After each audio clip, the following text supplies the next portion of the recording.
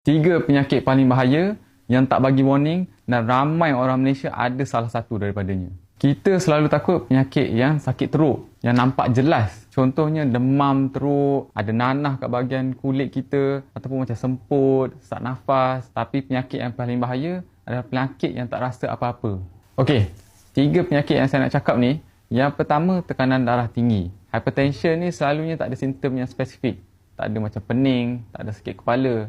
Tapi dalam diam, penyakit ni boleh rosakkan saluran darah kat bahagian otak. So, tiba-tiba boleh jadi stroke, lumpuh. Boleh jadi hilang penglihatan juga. Yang kedua, diabetes. Selalu orang cakap gula tinggi ni benda biasa je, tak ada masalah pun. Tapi, lama-lama boleh rosakkan buah pinggang kita.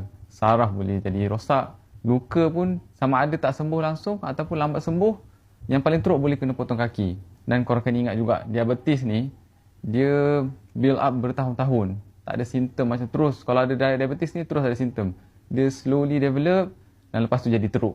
Ketiga, kolesterol tinggi. Tak ada tanda apa-apa pun kalau kolesterol tinggi ni. Tapi dalam saluran darah kita tu, plaque formation boleh berlaku. Saluran darah jadi menebal dan sempit. Sampai satu hari, plaque tu pecah, darah beku boleh terbentuk dan serangan jantung boleh berlaku secara tiba-tiba. Inilah sebab ia dipanggil silent killers. Kita akan rasa apa-apa pada stage awal sampailah berlaku kerosakan. Masalahnya ramai orang akan check bila dah ada symptoms. Masa tu stage dah lambat dah. Padahal kita tahu kan, pencegahan lebih murah daripada kos rawatan.